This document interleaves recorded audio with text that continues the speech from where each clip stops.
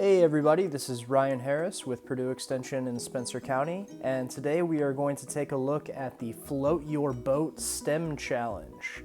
So all you need for this experiment are some pennies. I have about 50 right there to the left, and then some foil that you will need to fold on top of each other, and then a bowl with water. So let's get started.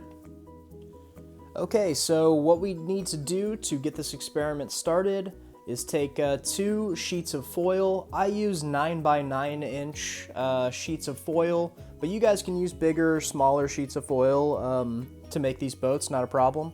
So what I did to start these boats off is I folded them on top of each other a few times, and you can see the folds right there. And then what I did was I brought up the edges around the sides so that they would hold some pennies.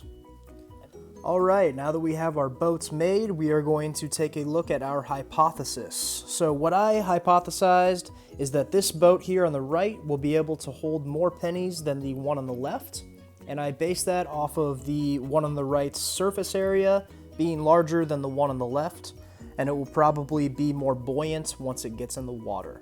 So we're going to try these out and see how they work. Alright, so to get this experiment started, we have already placed our boat in the water, and what it's doing right now is the water is pushing up on the boat, which is called buoyancy, and that's the force of the water acting on the boat. And then what we're going to do is we're going to start weighing the boat down with pennies, which will increase its gravitational force.